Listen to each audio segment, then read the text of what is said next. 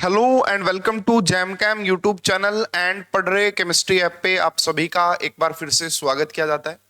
Student, हमारी CSIR net exam को लेके PYQ सीरीज चल रही है। सबसे पहले हम इनऑर्गेनिक केमिस्ट्री के प्रीवियस ईयर क्वेश्चंस का डिस्कशन कर रहे हैं और इससे पहले 20 वीडियोस आपका कंप्लीट हो चुकी हैं, जिसमें periodicity, chemical bonding, main group elements, app block elements, इसके अलावा coordination chemistry and acid base chemistry, ये सारे टॉपिक्स कंप्लीट हो चुके हैं। ये हमारी ऑर्गेनोमेटालिक केमिस्ट्री की क्लास नंबर 6 है और लास्ट क्लास है। इसमें आपके ऑर्गेनोमेटालिक केमिस्ट्री के सारे प्रीवियस ईयर आपका कंप्लीट हो जाएंगे। तो ये हमारी PYQ सीरीज की वीडियो नंबर 21 है। अगर अभी तक आपने पहले के 20 वीडियोस नहीं देखे हैं, देख लीजिएगा, बहुत ही ज्यादा हेल्पफुल वीडियोस हैं। काफी स्टूडेंट्स के काफी जबरदस्त वाले बेनिफिट्स इन वीडियोस से हो रहे हैं। इसके अलावा मैं आप सभी को बता देना चाहता हूं, अगर आप इन सभी एग्जाम की तैयारी कर रहे हैं, IIT जैम की, CUET PG की, CSIR नेट की, गेट की, या फिर आपका ऑल इंडिया के कोई भी आपका PGT के एग्जाम है, उन सभी की अगर आप तैयारी कर रहे हैं तो आप हमारी ऐप डाउनलोड कर सकते हैं प्ले स्टोर से, जिसका नाम है पढ़ रहे केमिस्ट्री। यहाँ पे बहुत ही अफोर्डेबल फीस में कोर्स अवेलेबल है ना। पहले यहाँ पे डेमो लेक्चर्स आप चेक कीजिएगा। अगर आपको कंटेंट अच्छा लगता है फिर आप हमारा पेड कोर्स भी ज्वाइन कर सकते हैं, जिसमें आपको कंप्लीट मटेरियल प्रोवाइड किया जाता है। इतना मटेरियल कि आपका एग्जाम इजिली क्रैक हो सकता है। तो स्टूडेंट, चलिए शुरुआत करते हैं। तो ये हमारा क्वेश्चन नंबर 1 है।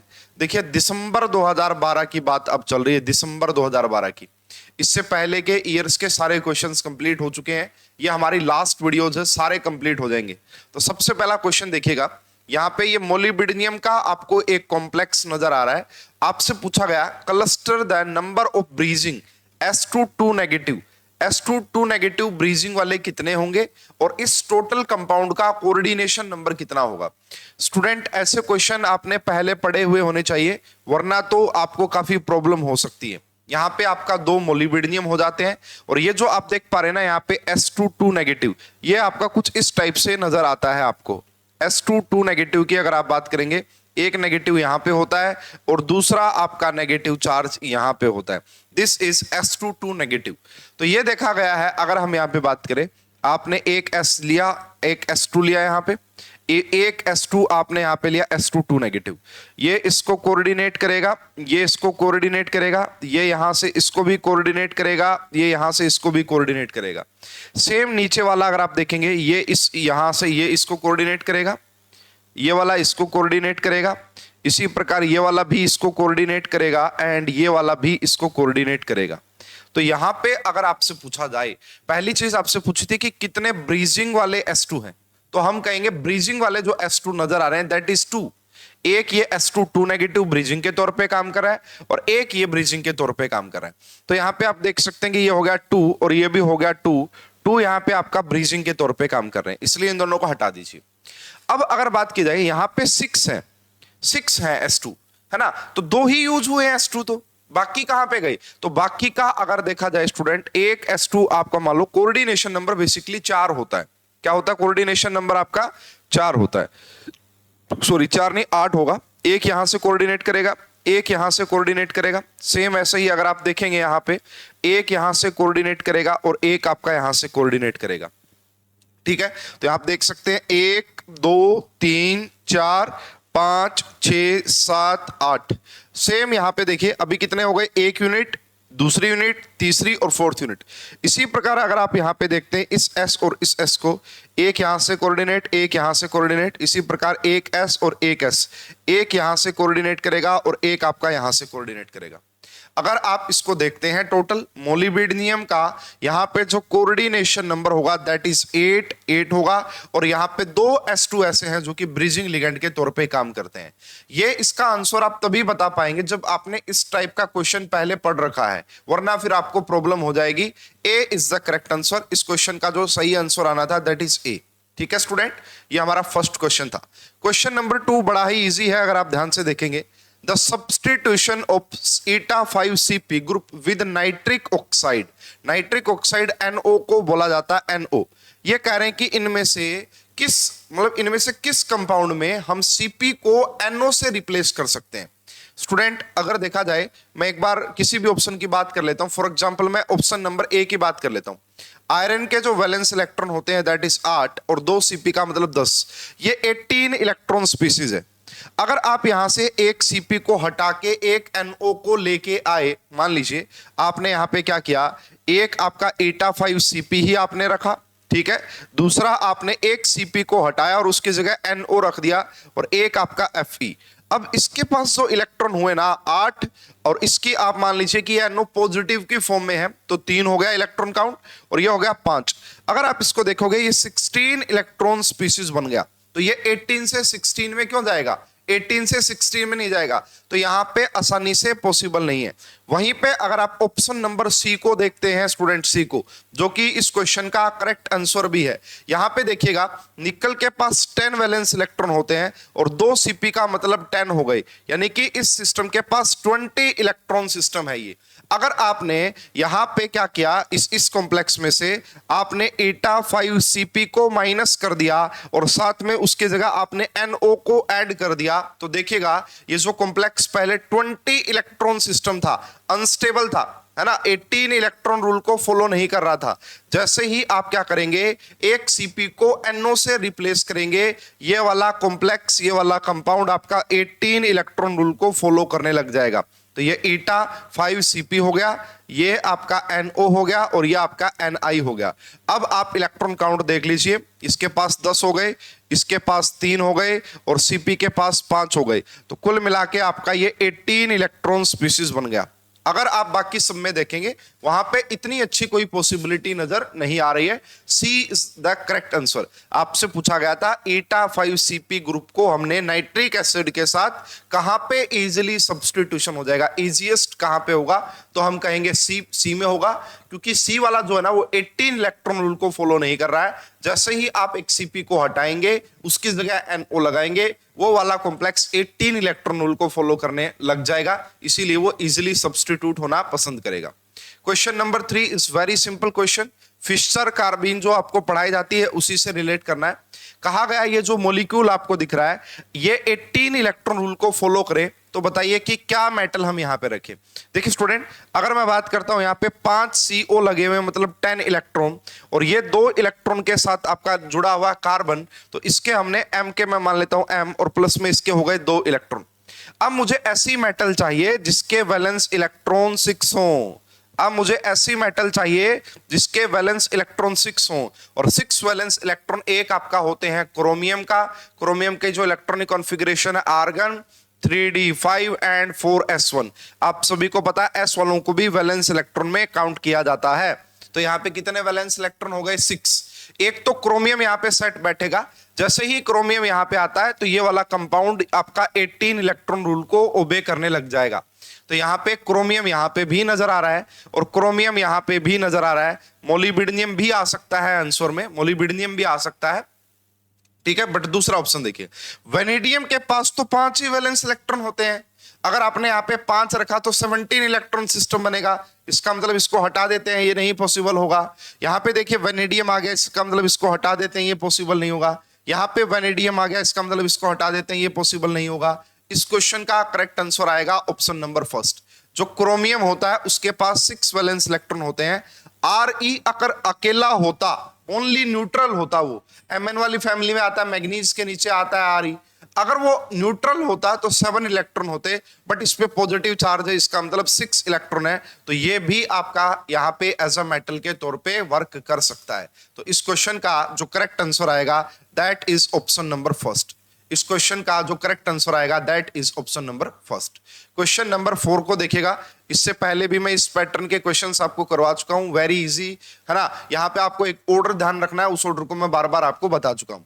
Complex of general formula this, ये कह रहा है CO की स्ट्रेचिंग बैंड के बारे में आपको बताना है। CO की स्ट्रेचिंग बैंड, ये कह रहा है जो ये फॉस्फाइड्स नजर आ रहे हैं ना यहां पे फॉस्फोरस के कौन कौन से डेरिवेटिव रखें कि स्ट्रेचिंग फ्रीक्वेंसी की बात आपको देखने को मिले। स्टूडेंट आप सभी को पता है ये जो फॉस्फाइट होते हैं, ये जो होते हैं बेसिकली फॉस्फोरस के, मैं इसको PX3 टाइप से लिख देता हूं। These all are pi acceptor ligand. ये क्या होते हैं आपका पाई एक्सेप्टर लिगेंड होते हैं। अगर ये पाई एक्सेप्टर लिगेंड है तो इस मेटल से इलेक्ट्रॉन डेंसिटी को विड्रॉ कर लेंगे। अगर मेटल पे इलेक्ट्रॉन डेंसिटी नहीं रही तो एम और सी के बॉन्ड का जो एम और कार्बन का जो बॉन्ड है, मेटल और कार्बन का जो बॉन्ड है वो वीक होगा, क्योंकि मेटल के पास इलेक्ट्रॉन डेंसिटी है नहीं, वो इलेक्ट्रॉन दे नहीं पाएगा। सी और ओ का बॉन्ड आपका स्ट्रॉन्ग होगा। अब इनमें देखिए, मैं आपको पहले भी ये ऑर्डर याद करवा चुका हूं। सबसे ज्यादा अगर पाई एक्सेप्टर टेंडेंसी होती है दैट इज PF3 की होती है, उसके बाद आपका PCl3 की होती है, उसके बाद आपका POAR3 की होती है, उसके बाद आपका POR3 की होती है, उसके बाद आपका PAR3 की होती है। ये सब कुछ डिस्कशन हमारा पहले हो चुका है।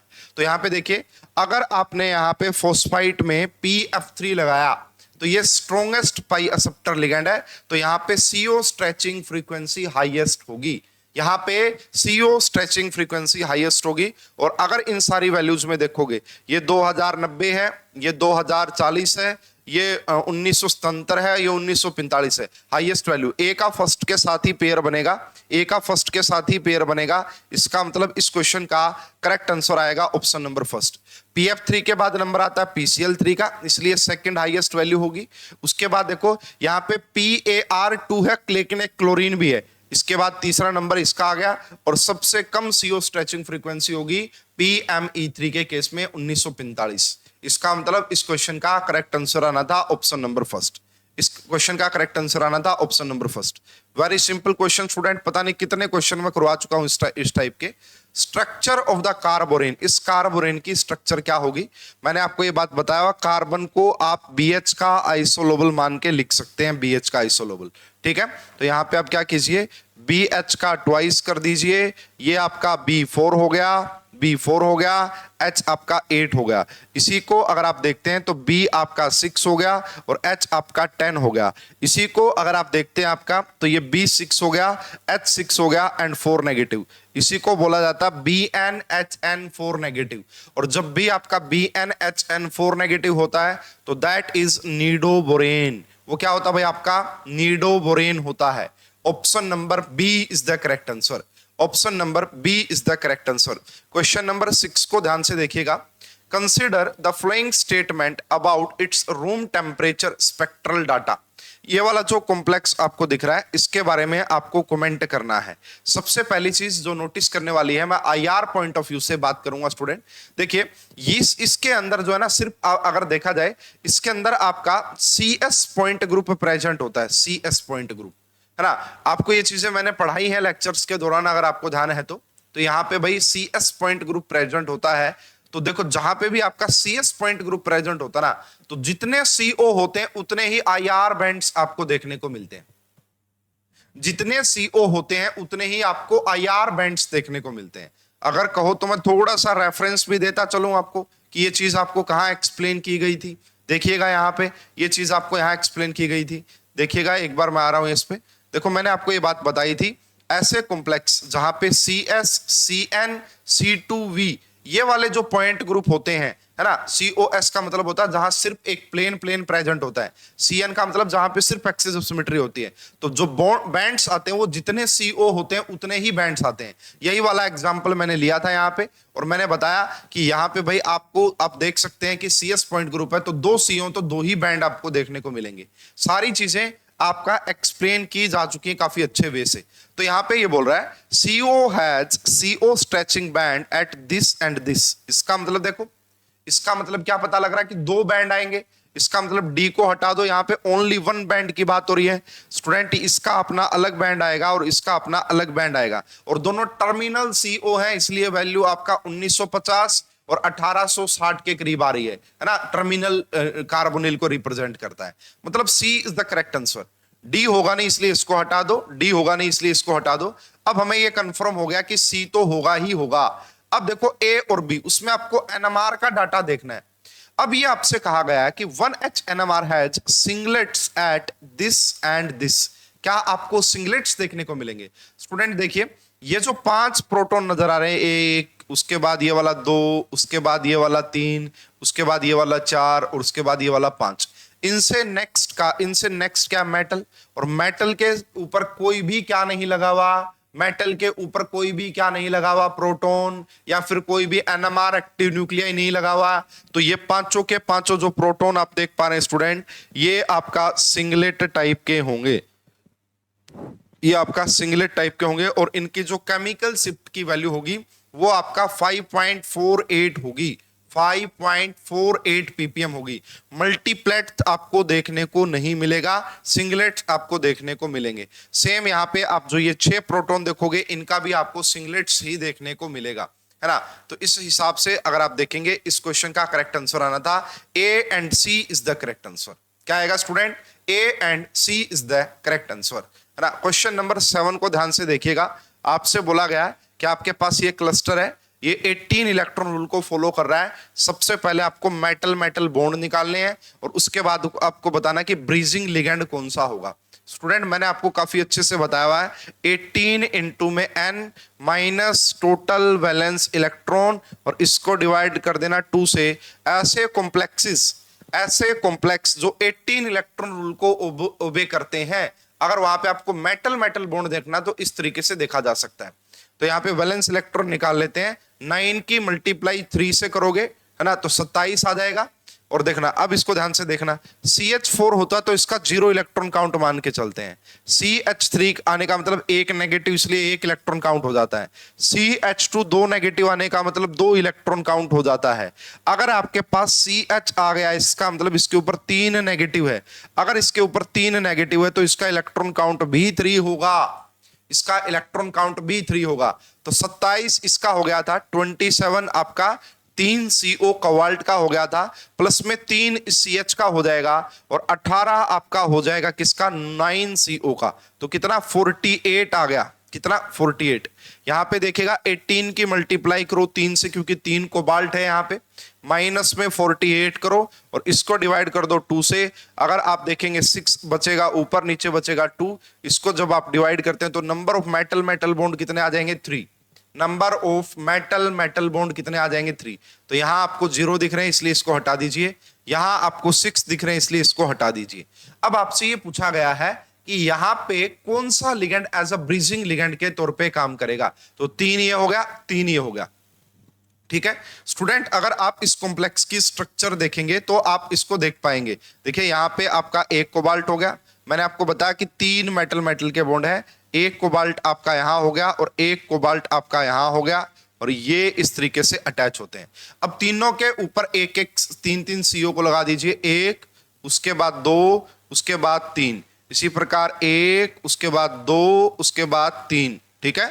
इसी प्रकार आप यहां देख सकते हैं 1 CO उसके बाद 2 CO एंड आपका 3 CO। अब स्टूडेंट ये जो आप CH लिगेंड देख पा रहे हैं, ये वाला जो CH लिगेंड आप देख पा रहे हैं, ये इन तीनों कोबाल्ट के बीच में एज अ ब्रीजिंग लिगेंड के तौर पे काम करता है। ये जो आप CH देख पा रहे हैं जिसका इलेक्ट्रॉन काउंट 3 है, ये एक एक इलेक्ट्रॉन का कंट्रीब्यूशन करेगा तीनों कोबाल्ट के अंदर। This is the real structure, ये आपका इसकी रियल स्ट्रक्चर होती है। तो यहां पे आपसे पूछा गया था कि ब्रीजिंग लिगेंड कौन सा होगा, तो CO आपका ब्रीजिंग लिगेंड नहीं होगा, इसलिए इसको हटा दीजिए। CH आपका यहां पे ब्रीजिंग लिगेंड होगा। इस क्वेश्चन का करेक्ट आंसर आएगा ऑप्शन नंबर फर्स्ट। इस क्वेश्चन का करेक्ट आंसर आएगा option number first. Question number 8 को देखिएगा भाई, क्वेश्चन नंबर 8 क्या कह रहा है ना। तो यहां पे आपको कुछ कैटालिस्ट दिए गए हैं और यहाँ पे कुछ आपका रिएक्शंस या कैटालिटिक साइकिल्स आपसे पूछी हैं कि किस कैटालिस्ट का यूज किया जाता है कौन सी रिएक्शन के दौरान। कोई भी स्टूडेंट देखते ही इजीली बता देगा कि जो बी वाला कैटालिस्ट है ये यूज किया जाता है हाइड्रोफॉर्माइलेशन रिएक्शन में। बी का फर्स्ट आएगा, बी का फर्स्ट 2 ऑप्शन में आ रहा है, बी का फर्स्ट यहां पे भी आ रहा है और बी का फर्स्ट यहां पे भी आ रहा है।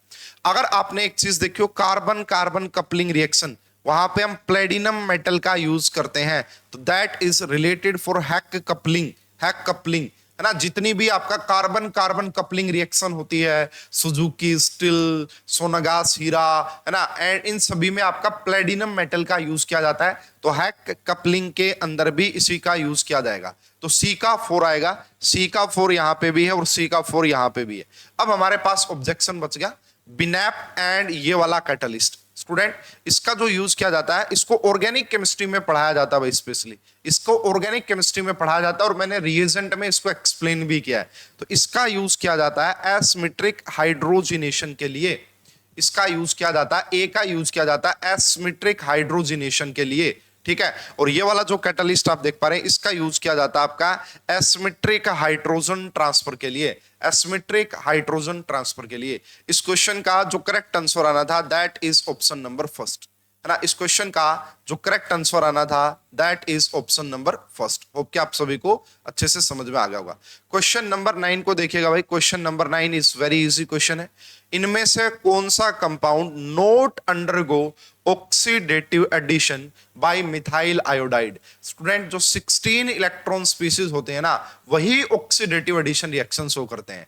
तो यहां पे आप इस कॉम्प्लेक्स को देख लीजिए, तो इसके पास 9 हो गया, प्लस में 4 हो गया, प्लस में 2 हो गया और प्लस में 1 हो गया। ये 16 इलेक्ट्रॉन स्पीसीज है, ये ऑक्सीडेटिव एडिशन रिएक्शन शो करेगा, इसलिए हटा दीजिए। ये तो भाई ये तो वेरी फेमस एग्जांपल है ऑक्सीडेटिव एडिशन का। तो ये देखो 9, उसके बाद 4, उसके बाद 2, उसके बाद 1। इसको अगर आप देखते हैं, ये भी 16 इलेक्ट्रॉन स्पीसीज है, ये भी आपका जो है ऑक्सीडेटिव एडिशन रिएक्शन शो करेगा। सीपी के हो गए 5, उसके बाद आरएच का हो गया 9 और ये आपका हो गया 4। तो ये 18 इलेक्ट्रॉन रूल को फॉलो कर रहा है। 5 और 9, 14 + 4, ये 18 इलेक्ट्रॉन रूल को फॉलो कर रहा है, इसीलिए यही आपका ऑक्सीडेटिव एडिशन रिएक्शन शो नहीं करेगा। 16 वाला करता है भाई। कौन करता है? 16 वाला। इसके पास कितने हो गए भाई? सीपी, है ना। तो सीपी के 10 हो गए, इसका 4 हो गया, मिथाइल का 1 हो गया और इस क्लोरीन का क्या हो गया? 1 हो गया। तो कितना हो गया भाई कुल मिला के आपका? 16। तो ये भी 16 इलेक्ट्रॉन रूल को फॉलो कर रहा है, इसलिए ये आपका ऑक्सीडेटिव एडिशन रिएक्शन शो करेगा। आपसे पूछा गया था कि इनमें से कौन सा ऑक्सीडेटिव एडिशन शो नहीं करेगा, तो C is the correct answer. C is the correct answer. Question number 10 की तरफ बढ़ते हैं भाई। इस कॉम्प्लेक्स को अगर आप ध्यान से देखेंगे, इन हाइड्रोफॉर्माइलेशन रिएक्शन, ये एज अ कैटलिस्ट के तौर पे यूज करते हो।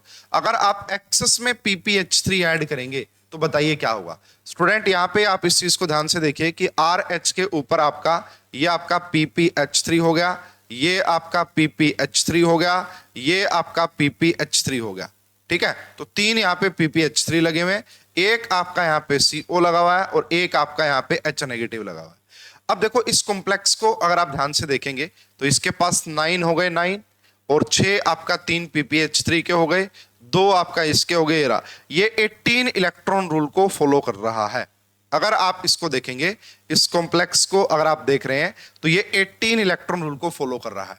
अब अगर आप इसमें आप जानबूझ के चाह रहे हैं कि PpH3 का एडिशन करवाएं, अगर आप 18 इलेक्ट्रॉन रूल वाले कॉम्प्लेक्स में PpH3 का एडिशन करवाएंगे तो रेट ऑफ रिएक्शन आपका क्या करना लग जाएगा स्टूडेंट? डिक्रीज करने लग जाएगा, क्योंकि ये आपका ऑलरेडी स्टेबल कंपाउंड है। स्टेबल कंपाउंड में अगर आप PpH3 को बढ़ाते जा रहे हैं, इसका मतलब आप उसको क्या कर रहे हैं? डिस्टर्ब कर रहे हैं, जिसकी वजह से उसका रेट आपका डिक्रीज हो जाएगा। तो इसका जो करेक्ट आंसर आएगा, decrease the rate of reaction. Reaction का जो रेट है वो क्या करेगा? डिक्रीज। क्वेश्चन नंबर 11 को देखिएगा भाई ध्यान से। क्वेश्चन नंबर 11 क्या कहता है? दिसंबर 12 के ही क्वेश्चन चल रहे हैं अभी हमारे पास। ये आपका SnCl2 है, Sn कार्बन की फैमिली में ही आता है। तो दिस इज लाइक दैट डाइक्लोरोकार्बीन, है ना, डाइक्लोरोकार्बीन के जैसा ही कॉम्प्लेक्स है। अगर आप देखेंगे इस वाले कॉम्प्लेक्स को, आपको क्या नजर आ रहा है? पहले ये देखो, ये कुछ ऐसा कॉम्प्लेक्स रहा होगा कि कोबाल्ट था और दूसरा कोबाल्ट था, इनके बीच में आके इंसर्ट हो गया है SnCl2, इनके बीच में आके इंसर्ट हो गया। स्टूडेंट इसके पास लोन पे रिफ्लेक्टन होता है, ये इन दोनों के बीच में जाके इंसर्ट हो जाएगा। This is the example of insertion reaction. ये आपका इंसर्शन रिएक्शन का एग्जांपल है। तो ए तो आंसर आएगा ही आएगा, क्योंकि फर्स्ट स्टेप साफ साफ नजर आ रहा है, दिस इज इंसर्शन।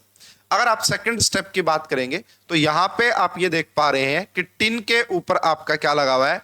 एक क्लोरीन लगा हुआ है, एक क्लोरीन लगा हुआ है, एक Me लगा हुआ है और एक आपका Me लगा हुआ है। और यहां पे देखो, इसके ऊपर अगर पॉजिटिव चार्ज है, इसके ऊपर नेगेटिव चार्ज है, इस कॉम्प्लेक्स पे नेगेटिव चार्ज है। तो यहां पे क्या होगा? Re नेगेटिव अटैक करेगा, यहां पे क्लोरीन बाहर निकलेगा। उसके बाद दूसरा ReCO का 5 नेगेटिव अटैक करेगा, दूसरा क्लोरीन बाहर निकलेगा। तो this is the example of metathesis. This is the example of metathesis. इस क्वेश्चन का करेक्ट आंसर होगा ऑप्शन नंबर फर्स्ट। इस क्वेश्चन का करेक्ट आंसर होगा option number first. Question number 12 को आप ध्यान से देखिएगा। आपको यह बोला गया कि ये कॉम्प्लेक्स है। इस टाइप का क्वेश्चन मैं पहले करवा चुका हूं। इसकी रिएक्शन आपने इस टाइप के लिगेंड के साथ करवानी है, जिससे कि आपको ये मिलेगा। स्टूडेंट, अगर आप इस कॉम्प्लेक्स को देखेंगे, ये ऑलरेडी 18 इलेक्ट्रॉन स्पीसीज है ना। 10 होता है निकल का और 8 हो गया, ये 18 इलेक्ट्रॉन स्पीसीज है। सबसे पहले क्या होगा, यहां से एक CO बाहर निकलेगा, NiCO का 4, ये आपका पहले यहां पे CO का 3 बनेगा भाई, एक CO बाहर निकल गया। अब ये आपका 16 इलेक्ट्रॉन स्पीसीज है। अब यहां पे आप क्या करेंगे, जो भी आपके पास यहां पे Pr3 है उसका अटैक करवाएंगे। ये आपका Ni एंड ये आपका CO का 3 और ये आपका Pr3। तो अब ये वापस से 18 इलेक्ट्रॉन स्पीसीज बन चुका है। ठीक है, तो अगर ये रिएक्शन 2 स्टेप में हो रही है, इसका मतलब दिस इज डिसोसिएटिव मैकेनिज्म। ये क्या होगा भाई आपका, दिस एक्शन, ये कौन सा एक्शन है, पहले यहां पे डिसोसिएशन होता है। 18 इलेक्ट्रॉन स्पीसीज आपका 16 इलेक्ट्रॉन स्पीसीज में टूटेगा, डिसोसिएट होगा, उसके बाद आपको एडिशन देखने को मिलेगा। तो this is like that SN1 mechanism. ये आपका SN1 मैकेनिज्म टाइप का मैकेनिज्म होता है। B is the correct answer. Question number 13 को देखिएगा भाई, बढ़िया क्वेश्चन है। इस टाइप का क्वेश्चन जैम 2019 में पूछा था, IIT जैम 2019 में। ये कह रहे हैं जी हमारे पास पहले ये वाला कॉम्प्लेक्स है और अब हमारे पास ये वाला कॉम्प्लेक्स बन गया। तो आपको ये बताना है कि CO स्ट्रेचिंग फ्रीक्वेंसी पे क्या अफेक्ट पड़ेगा। स्टूडेंट, अगर आप इस कॉम्प्लेक्स को देखेंगे, यहां पे देखो एक CO लगा हुआ है, 2 Pr3 लगे हुए और एक क्लोरीन। एक क्लोरीन की वजह से क्या यहाँ पे +1 का चार्ज नहीं है क्या, एक क्लोरीन की वजह से यहाँ पे +1 का चार्ज है। ठीक है, वहीं पे अगर आप इस कॉम्प्लेक्स को ध्यान से देख रहे हैं, CO जो कि पाई एक्सेप्टर लिगेंड है, उसका नंबर सेम है। एक CO यहां था, एक ही CO यहां है। यहां पे 2 PPH3 थे, वो यहां पे भी है। एक्स्ट्रा हुआ क्या कि यहां पे 2 क्लोरीन आके ऐड हो गए हैं। 2 क्लोरीन ऐड होने की वजह से इसकी जो ऑक्सीडेशन नंबर है वो आपका +3 हो चुकी है। अब स्टूडेंट देखो, अगर आपसे पूछा जाए कौन सी मेटल ज्यादा इलेक्ट्रॉन डेफिशिएंट है, तो मेटल के ऊपर जितना पॉजिटिव चार्ज होता है वो उतनी ही ज्यादा डेफिशिएंट होती है। तो ये वाली डेफिशिएंट है, ज्यादा डेफिशिएंट है। अगर ये डेफिशिएंट है तो ये लिगेंड जो आपका CO है उसको अपनी इलेक्ट्रॉन डेंसिटी दे नहीं पाएगी, है ना, क्योंकि इसके पास इलेक्ट्रॉन डेंसिटी कम है, और इलेक्ट्रॉन डेंसिटी कम है तो CO की स्ट्रेचिंग फ्रीक्वेंसी ज्यादा होगी। CO की स्ट्रेचिंग फ्रीक्वेंसी ज्यादा होगी। तो ये आपका था रिएक्टेंट, ये आपका था रिएक्टेंट। रिएक्टेंट में जो मेटल है उसके ऊपर +1 का चार्ज था, ज्यादा इलेक्ट्रॉन डेंसिटी है। अगर ज्यादा इलेक्ट्रॉन डेंसिटी है तो जो मेटल और कार्बन का बॉन्ड है वो स्ट्रॉन्ग होगा, कार्बन और ऑक्सीजन का बॉन्ड वीक होगा। ठीक है, यहां इलेक्ट्रॉन डेंसिटी कम थी तो ये मेटल और कार्बन का बॉन्ड अच्छा बनेगा नहीं, और मेटल और कार्बन का बॉन्ड अगर अच्छा नहीं बनेगा तो C और O का बॉन्ड आपका स्टेबल होगा, स्ट्रॉन्ग होगा।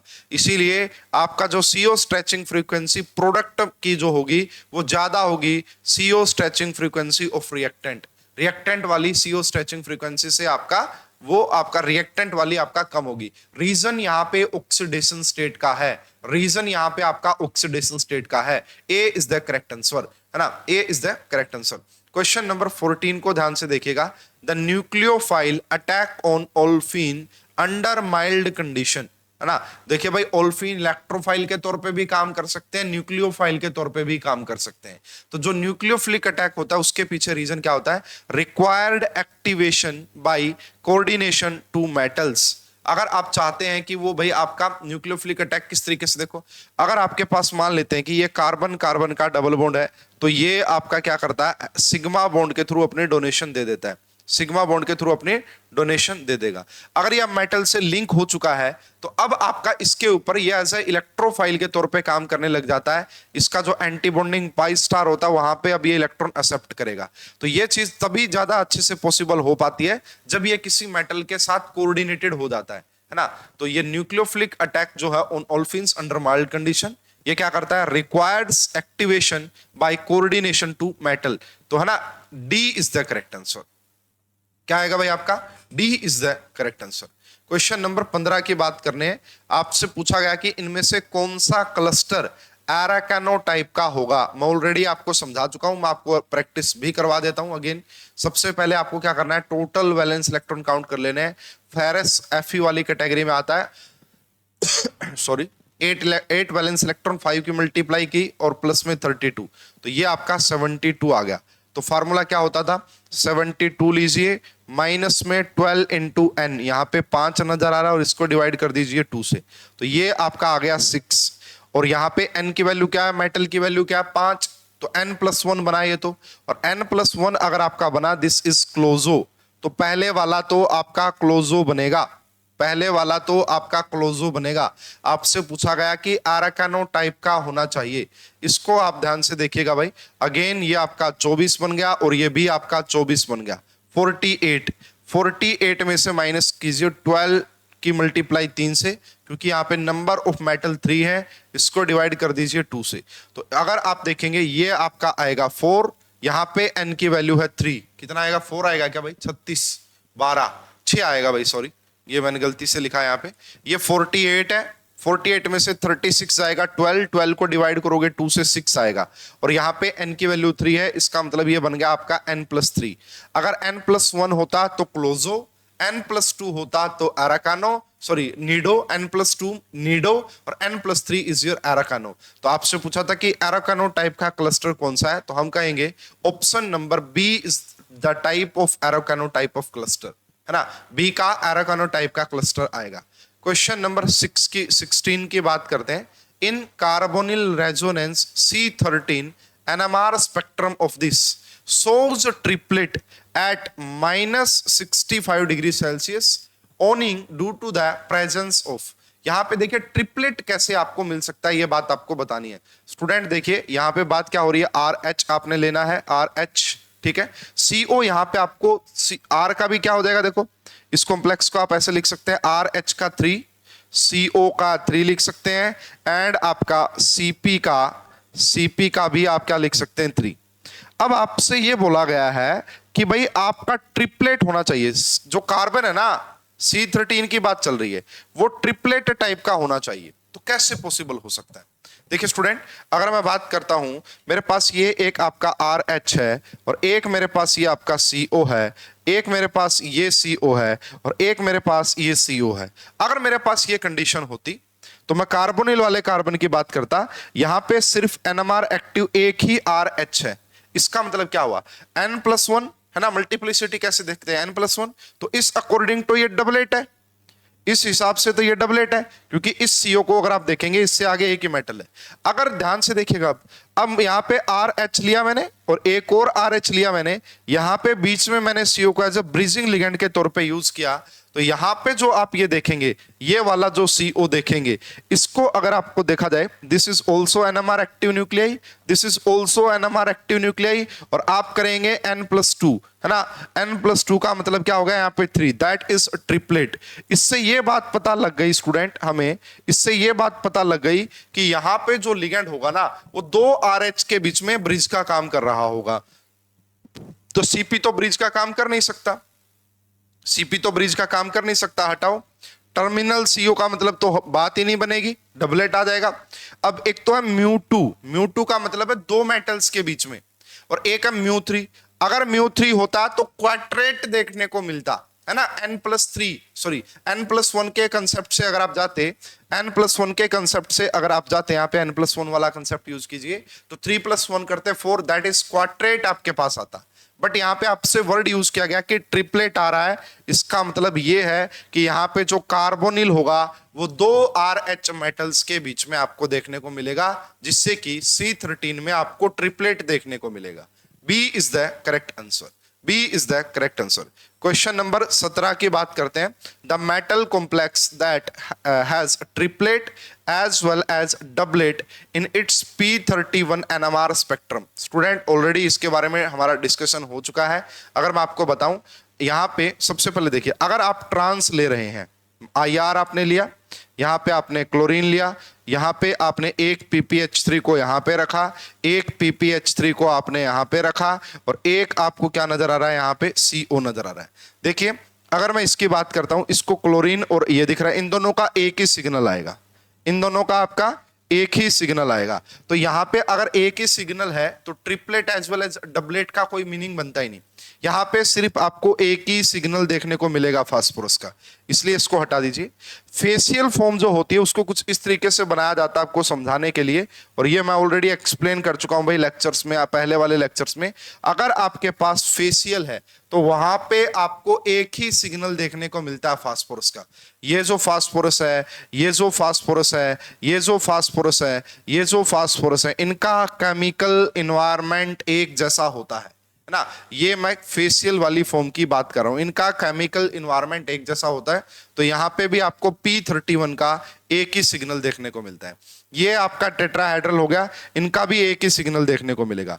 बात आती है स्टूडेंट मैरोडोनियल की निकल के, मैरोडोनियल की निकल के आती है। अगर आप यहां पे देखेंगे आपको यहां पे दो टाइप्स के क्या नजर आएंगे, आपको यहां पे दो टाइप्स के क्या नजर आएंगे फास्फोरस।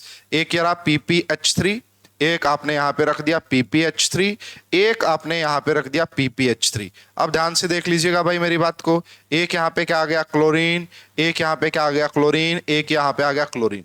अब देखो ये जो दोनों फास्फोरस है ये आपका ए टाइप के होंगे, एक्सियल पोजीशन पे है, और ये लाइक दैट इक्वेटोरियल है ना। तो वैसे समझाने के लिए बता रहा हूं। तो देखो ये जो दोनों हैं ये डबलेट हो जाएंगे इसकी वजह से, और ये हो जाएगा ट्रिपलेट इन दोनों की वजह से। तो ऐसे ही कंडीशन आपको कहां पे देखने को मिलेगी, मैराडोनियल के अंदर देखने को मिलती है। कहां पे, मैराडोनियल के अंदर देखने को मिलती है। A is the correct answer. क्या आएगा student, A is the correct answer. Okay, आपको अच्छे से समझ में आ गया होगा। क्वेश्चन नंबर 18 की बात की जा रही है, the complex that does not obey 18 electron rule. इनमें से कौन सा 18 इलेक्ट्रॉन रूल को ओबे नहीं करेगा। Cp के 5 हो गए, Ru के 8 हो गए, क्लोरीन का 1 हो गया, CO के 2 हो गए, PPH3 के 2 हो गए। 13 और 5 18, ये तो 18 इलेक्ट्रॉन रूल को फॉलो कर रहा है, हटा दीजिए। टंगस्टन जो है इसके 6 हो गए, 3 CO के 6 हो गए। ये देखो CH4 होता तो 0 इलेक्ट्रॉन काउंट, SiMe3 है तो 1 इलेक्ट्रॉन काउंट क्योंकि इसके ऊपर एक नेगेटिव है, क्लोरीन का 1 इलेक्ट्रॉन काउंट। और यहां पे नाइट्रोजन बेसिकली क्या करेगा, इसको अगर आप देखो यहां पे ये क्या क्या बना हुआ, कुछ ये ऐसा कॉम्प्लेक्स बना हुआ है ना, ऐसा कॉम्प्लेक्स, और इसका भी ट्वाइस लगा हुआ है, इसका भी क्या लगा हुआ है ट्वाइस। ये एक एक क्या करता है, एक जगह से लोन पेयर डोनेट करता है, तो 2 लगे हुए मतलब 4 इलेक्ट्रॉन काउंट हो गया इसका। कितना हो गया 4, तो ये क्या आ गया 6 + 6 + 6 18। ये भी 18 इलेक्ट्रॉन रूल को फॉलो करता है। IR की अगर आप बात करोगे 9, 3 क्लोरीन का 3, 2 PPH3 का आपका 4। देखो ए ये क्या होता है ना, बेसिकली PR3 होता है ना, ऐसे ही AS3 होता है। इसका एक R हटा दिया इसलिए इसके ऊपर नेगेटिव आएगा, एक नेगेटिव, इसलिए इसका इलेक्ट्रॉन काउंट 1 होगा। इस वाले का इलेक्ट्रॉन काउंट 1 होता है, एक नेगेटिव, इसका मतलब एक ऐड कर दीजिए। 12 और 6 18, ये भी 18 इलेक्ट्रॉन रूल को फॉलो कर रहा है। ठीक है, तो इस क्वेश्चन का करेक्ट आंसर आएगा डी। OS कहां आता भाई, फेरस वाली कैटेगरी में है ना, Fe में, Fe। तो ये इलेक्ट्रॉन काउंट 8। नाइट्रोजन में अगर नंबर ऑफ मेटल एटम्स 5 से कम होते हैं तो उसका इलेक्ट्रॉन काउंट 3 मान के चलते हैं, 3। ठीक है, उसके बाद 2 Br लगे हुए तो 2 हो गया, PMe3 1 लगा हुआ तो 2 इलेक्ट्रॉन। देखो NMe3 होता तो 0 मतलब न्यूट्रल होता, वो 2 इलेक्ट्रॉन काउंट। जितना नेगेटिव चार्ज होता ना उतना ही इलेक्ट्रॉन काउंट मानते हैं, एक नेगेटिव प्लस में एक ऐड कर दीजिए।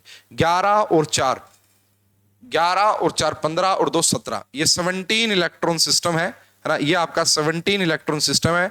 और यही बात आपसे पूछी गई थी क्वेश्चन में कि इनमें से कौन सा कॉम्प्लेक्स 18 इलेक्ट्रॉन रूल को फॉलो नहीं करता, तो D is the correct answer. क्या आएगा भाई, D is the correct answer. Question number 19 को ध्यान से देखिएगा, आपका यहाँ पे क्या लगा हुआ, ये आपका Mn, यहाँ पे आपका CO का 6 एंड इसके ऊपर आपका पॉजिटिव चार्ज है। क्या है यहाँ पे, पॉजिटिव चार्ज है। इसकी रिएक्शन किसके साथ करवाई गई है, मिथाइल लिथियम के साथ। लिथियम के ऊपर पॉजिटिव चार्ज होता है, इसके ऊपर आपका नेगेटिव चार्ज होता है। तो पहले क्या करेगा भाई, ये इसकी इलेक्ट्रॉन डेफिशिएंसी को कम करने के लिए यहाँ पे चला जाएगा, है ना। तो इसके ऊपर ऑलरेडी क्या था, CO लगे हुए थे 6 और एक CH3 और आपने इसके ऊपर लगा दिया। अब ध्यान से देखिएगा इसका इलेक्ट्रॉन काउंट कितना हो जाएगा, तो Mn का कितना होता है 7, एक इसका हो गया 8 और यहाँ पे 2 क्या लगे हुए हैं CO, 12 इसका हो गया, तो कितना हो गया भाई 20 इलेक्ट्रॉन सिस्टम हो गया। ये तो गड़बड़ हो गई, 20 इलेक्ट्रॉन सिस्टम हो गया, गड़बड़ हो गई। इसका मतलब ये तो फाइनल आंसर नहीं बना सकते हम, है ना, ये तो फाइनल आंसर नहीं बना सकते। 7 और 5 12 है ना, 7 17 और एक 18, एक क्या ये हो सकता है? ये भी नहीं होता। अब जब ये बन गया ना, अब यहाँ पे आपको क्या देखने को मिलता है स्टूडेंट, ये आपका MN, यहाँ पे मैं एक CO को कुछ ऐसे बना के दिखा देता हूँ, ये आपका एक CO हो गया यहाँ पे, CO है ना, CO को कुछ इसी तरीके से दिखा देता हूं मैं, और 5 CO को मैं यहां दिखा देता हूं कि बाकी के जो 5 CO रह गए वो यहाँ पे, और ये आपका ME। तो यहाँ पे आपको क्या देखने को मिलता है स्टूडेंट, ये वाला आपका यहाँ आपका जाके माइग्रेट कर जाता है। अगर यहाँ पे जाके ये माइग्रेट करेगा तो बेसिकली ये क्या बनाएगा, फिर MN हो गया, 5 CO रह गए और एक C=OME आ गया। This is the final answer. ये आएगा भाई इस क्वेश्चन का फाइनल आंसर, ये आएगा इस क्वेश्चन का final answer. D is the correct answer. यहाँ पे आपको इंसर्शन का कंसेप्ट देखने को मिल जाएगा इन दोनों के बीच में। बेसिकली ये देखो मैंने थोड़ा सा गलत दिखाया है, इसको ऐसे नहीं दिखाना चाहिए ना, इंसर्शन नहीं, इसको देखो, माइग्रेशन और इंसर्शन में क्या डिफरेंस होता है। ये सीओ यहाँ आए आके इनके बीच में इंसर्ट करेगा, ये वाला जो सी डबल बॉन्ड है ना, इस MN और इसके बीच में आएगा, ठीक है, तब जाके आपको ये चीजें नॉर्मल देखने को मिलेगी। 7 और ये 12 और इसका इलेक्ट्रॉन काउंट 1 हो जाएगा, इसलिए इस क्वेश्चन का करेक्ट आंसर आएगा डी। क्या आएगा भाई? D is the correct answer. Question number 20 की बात करते हैं। क्वेश्चन नंबर 20 की, ये कह रहा जी हमारे पास ये मेटल कार्बोनिल है, इससे ये बन गया, टेम्परेचर हमने यहाँ पे 25 डिग्री सेल्सियस रूम टेम्परेचर लिया है, तो कमेंट करो इसके बारे में। एक्सोथर्मिक एज मोर मेटल मेटल बॉन्ड फॉर्म्स, क्या जो ये रिएक्शन हुई है क्या ये एक्सोथर्मिक टाइप की होगी, क्योंकि यहाँ पे ज्यादा मेटल मेटल बॉन्ड्स बने हैं। स्टूडेंट ये इसके पीछे रीजन नहीं माना जाता, इसके पीछे रीजन माना जाता है ऑप्शन नंबर बी, कि ये जो रिएक्शन है ना वो एंडोथर्मिक टाइप की होगी। क्यों? क्योंकि पहले आपको ना जो मेटल और कार्बोनिल का जो बॉन्ड होता है, जिसमें कि आपको सिनर्जिक बॉन्डिंग देखने को मिलती है, कार्बोनिल अपना सिग्मा बॉन्ड से सिग्मा बॉन्ड की फॉर्मेशन करता है, मेटल इसको बैक इलेक्ट्रॉन देके इसके पाई स्टार में एंटी बॉन्डिंग में पाई बॉन्ड की फॉर्मेशन करती है, सिनर्जिक बॉन्डिंग होती है। तो मेटल और कार्बोनिल के जो बॉन्ड्स होते हैं वो काफी ज्यादा स्ट्रॉन्गर होते हैं, उनको ब्रेक करने के लिए आपको हाई अमाउंट ऑफ एनर्जी देनी पड़ती है। इसलिए जो मेटल कार्बोनिल्स की रिएक्शन होती है वो एंडोथर्मिक नेचर की होती है, वहां पे आपको हीट देनी पड़ती है, एंडोथर्मिक होगी। As stronger metal carbonyl bonds are cleaved while weaker metal metal bonds are formed। यहां पे जो मेटल मेटल के जो बॉन्ड बनते हैं ना वो कमजोर होते हैं, वीक होते हैं, बट यहां पे आप देखेंगे मेटल कार्बोनिल्स के बॉन्ड काफी स्ट्रॉन्ग होते हैं, उनको तोड़ने के लिए ज्यादा अमाउंट ऑफ एनर्जी आपको देना पड़ता है।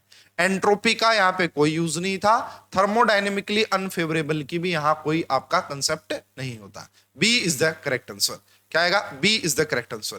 क्वेश्चन नंबर 21 किसी बच्चे से पूछेंगे बता देंगे। BnHN अगर क्लोजो टाइप का क्लस्टर हो तो बताइए इसके ऊपर कितना नेगेटिव चार्ज होगा। तो सभी को पता होता है, सभी स्टूडेंट को, -2 यूनिट का नेगेटिव चार्ज। अगर आपके पास यहाँ पे BnHN 2 नेगेटिव आ रहा है, इसका मतलब ये आपका क्लोजो होगा, इसका मतलब ये आपका क्लोजो होगा। A is the correct answer. Question number 22 देखिए भाई, काफी आसान क्वेश्चन है ये भी।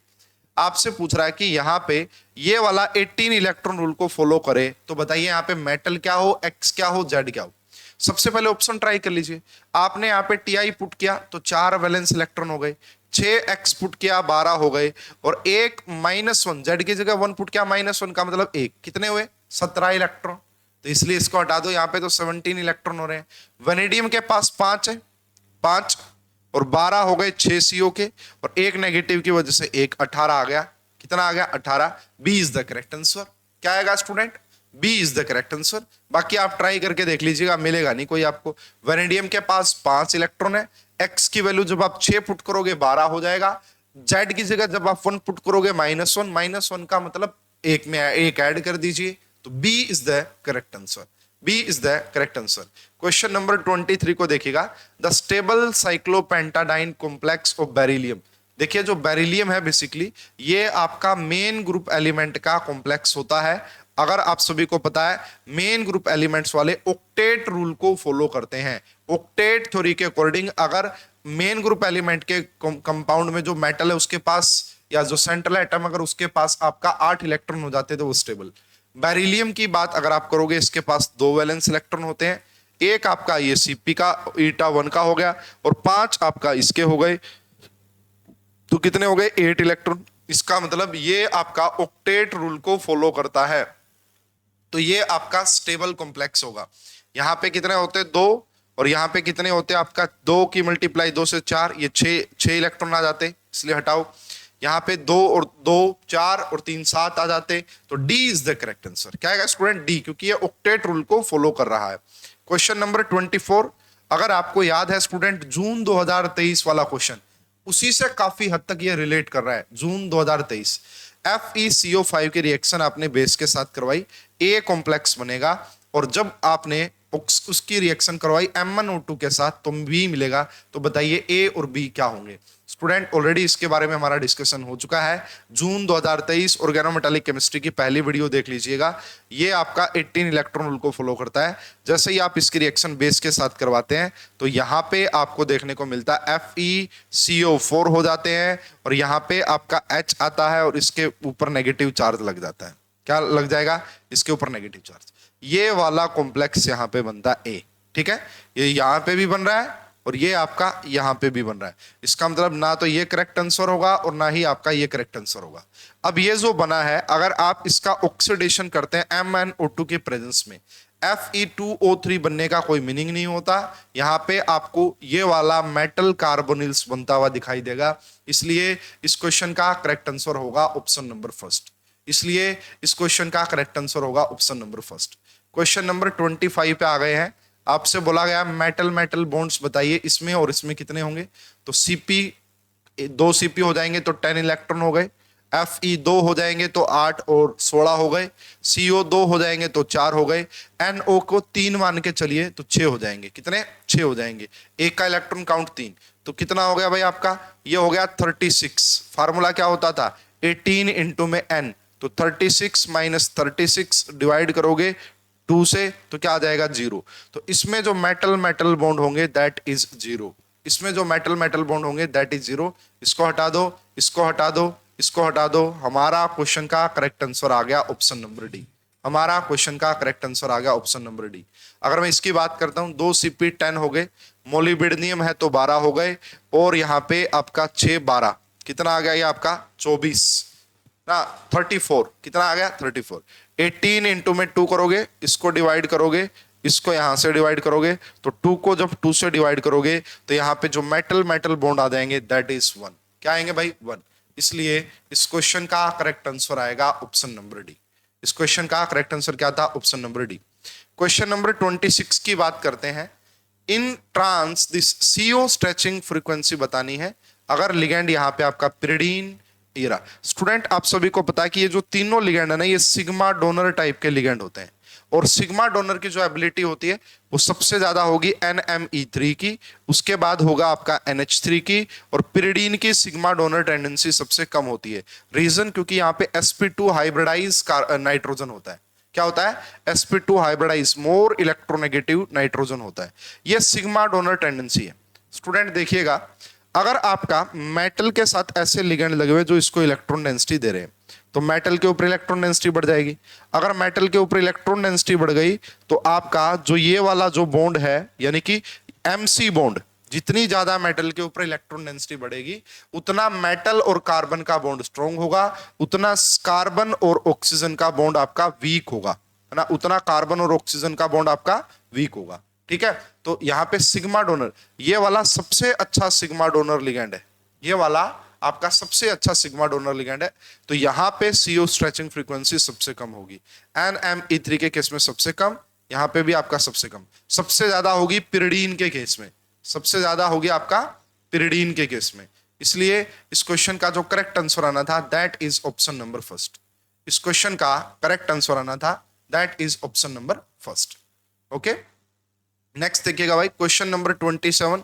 काफी बार इसके बारे में डिस्कशन हो चुका है। The catalyst involved in the carrying out the metathesis of 1 butene 2 ethylene and hex 3 hexane. आप इसको बना सकते हैं। तो कौन सा कैटलिस्ट का यूज किया जाता है? तो भाई इस कैटलिस्ट के बारे में मैं आपको काफी ग्रेब्स कैटालिसिस इसे बोला जाता है। क्या बोलते हैं इसे हम? बेसिकली ग्रेब्स कैटालिसिस इसको बोलते हैं। और इसके ऊपर मैं आपको दिसंबर 2023 का क्वेश्चन करवा चुका हूं, है ना?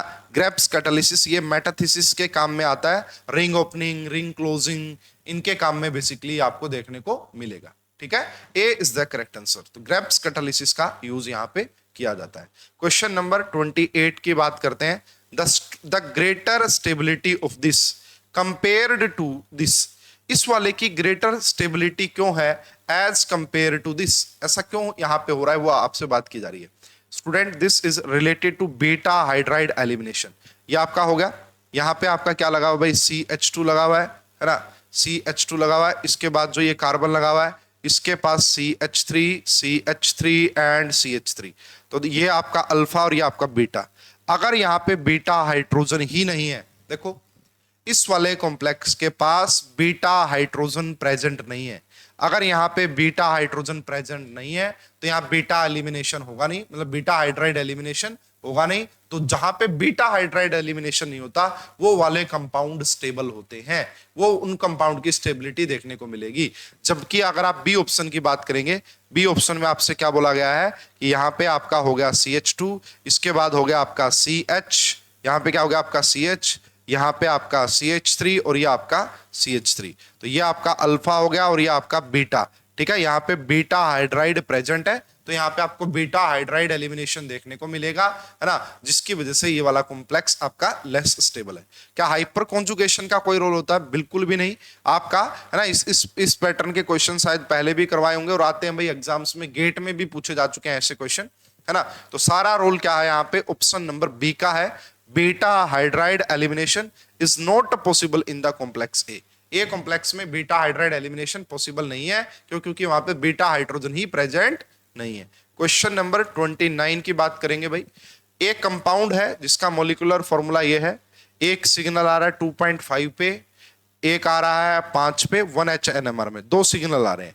IR स्पेक्ट्रम देखने में दो बैंड देखने को मिल रहे हैं, एक 1900 पे यानी कि एक आपका टर्मिनल कार्बोनिल है और एक आपका ब्रीज्ड कार्बोनिल है, 1680 का मतलब ब्रीज्ड कार्बोनिल है। The compound follow 18 electron rule of the following statement A. तो इसके बारे में आपको स्टेटमेंट बतानी चाहिए, क्या क्या स्टेटमेंट करेक्ट रही होंगी। तो देखो यहां पे आपको क्या नजर आ रहा है भाई, देखना यहां पे आपको क्या नजर आ रहा है, दो सिग्नल्स आने चाहिए, ठीक है, और दो CO भी होंगे यहां पे। तो दो CO को अगर आप बाहर निकाल दोगे तो आपके पास कार्बन रह जाते हैं, देखना यहां पे ध्यान से, Fe आपने दो CO को बाहर निकाल दिया, क्योंकि देखो CO का ट्वाइस कर दो तो इसका मतलब क्या हो गया, C2O4 आपने बाहर निकाल देने। तो कार्बन कितने बच गए भाई, 7 कार्बन बच गए, हाइड्रोजन वैसे के वैसे बचे हुए हैं, और आपका ऑक्सीजन आपका, अच्छा एक मिनट भाई, क्योंकि यहाँ दो CO आने चाहिए, ये कहीं ना कहीं गड़बड़ हो रही है इसमें।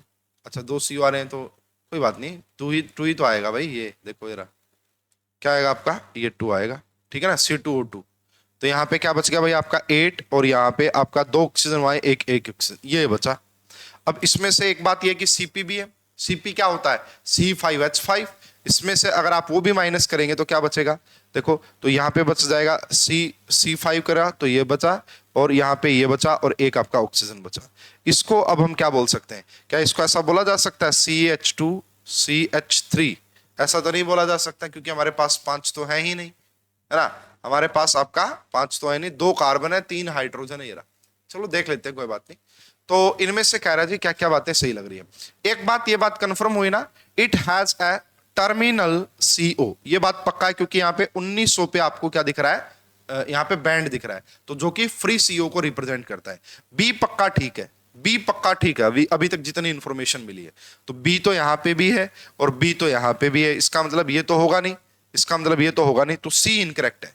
इट हैज CH3 लिगेंड, क्या यहाँ पे CH3 लिगेंड होगा, चलो बाकी हमें नहीं पता, अभी और भी देख लेते हैं। उसके बाद ये कह रहे हैं it has eta 5 CP group, बिल्कुल यहां पे ये मिलेगा भाई। ये जो वैल्यू आपको देखने को मिली ना 5 के करीब, ये आपका तब मिलेगी यहां पे आपका आयरन रहा होगा, ये आपका आयरन जुड़ा होगा CP से, ऐसे ये आपका आयरन जुड़ा होगा CP से, ठीक है, आई बात समझ में। अब ये कह रहे हैं क्या यहाँ पे आयरन और हाइड्रोजन का बॉन्ड एग्जिस्ट करता है, नहीं। अगर आयरन और हाइड्रोजन का बॉन्ड एग्जिस्ट करता तो केमिकल शिफ्ट की वैल्यू नेगेटिव में आती, केमिकल शिफ्ट की वैल्यू नेगेटिव में आती। तो D is also incorrect, D भी सही नहीं है।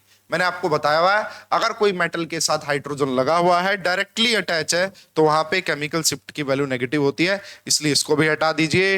ए and B are the correct, A और बी, इसका मतलब यहाँ पे आपका eta 5 CP ग्रुप प्रेजेंट है और दूसरी बात क्या है यहाँ पे आपका, it has a terminal CO भी प्रेजेंट है, ठीक है। तो एक आपका यहाँ पे टर्मिनल CO प्रेजेंट हो गया। उसके बाद यहाँ पे आपको कुछ ये वाला ग्रुप देखने को मिलेगा COCH3, है ना। क्या देखने को मिलेगा स्टूडेंट, COCH3 आपको देखने को मिलेगा, क्योंकि 1680 पे अगर आपको आ रहा है ना तो COCH3 आएगा। तो ओनली CH3 एग्जिस्ट नहीं करेगा, तो 2 CO आ गए। होप कि अब आप इसको थोड़ा बहुत रिलेट कर पाए होंगे, है ना। या COCH3 ये भी हो गया। एक ऑक्सीजन रहेगा भाई, एक ऑक्सीजन को कहाँ बैलेंस किया जाए, या फिर इसको आप एक ऑक्सीजन इसके यहाँ बीच में आप लगा सकते हैं, एक ऑक्सीजन आप यहाँ पे बीच में लगा सकते हैं। तो कार्बन कितने हो गए, 3 कार्बन हो गए ना, 1 2 3 कार्बन हो गए, यहाँ बीच में ऑक्सीजन भी रहा होगा। फिर ये लाइक दैट आप इसको आप एस्टर टाइप से बनाने की कोशिश कर सकते हैं कि ये कुछ ऐसा कॉम्प्लेक्स आपका रहा होगा, ठीक है। A and B is the, मतलब option first is the correct answer. तो भाई क्वेश्चन नंबर 30 पे पहुंच गए हैं। ये कह रहे हैं कि किसका ऑक्सीडेशन आसानी से हो जाएगा। ये तो 18 इलेक्ट्रॉन रूल को फॉलो कर रहा है, ना ये ऑक्सीडाइज होना पसंद करेगा, ना ये रिड्यूस होना पसंद करेगा, ठीक है। इस कॉम्प्लेक्स की बात करें तो ये आपका 10 और प्लस में 9, इसके पास 19 इलेक्ट्रॉन है। अगर ये किसी को अपना एक इलेक्ट्रॉन दे दे, है ना, तो ये 18 इलेक्ट्रॉन में चला जाएगा। और loss of electron is called oxidation, है ना। लॉस ऑफ इलेक्ट्रॉन ही क्या होता है आपका, ऑक्सीडेशन। लॉस ऑफ इलेक्ट्रॉन क्या ही होता है आपका, ऑक्सीडेशन।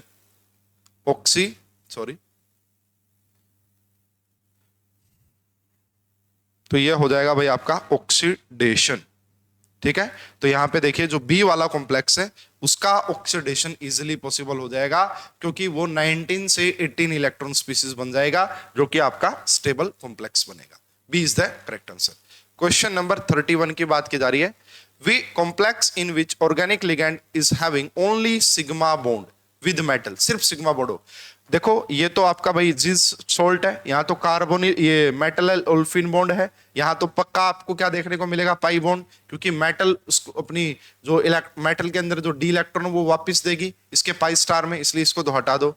यही काम आपको यहाँ पे भी देखने को मिल सकता है, क्योंकि यहाँ पे भी पाई बॉन्ड एग्जिस्ट करता है और इसमें भी आपका पाई बॉन्ड एग्जिस्ट करता है। इन तीनों में पाई बॉन्ड एग्जिस्ट करता है, बट यहाँ पे देखो CH3 के पास कोई पाई बॉन्ड नहीं होता, तो यहाँ पे आपको क्या देखने को मिलेंगे, ओनली सिग्मा बॉन्ड।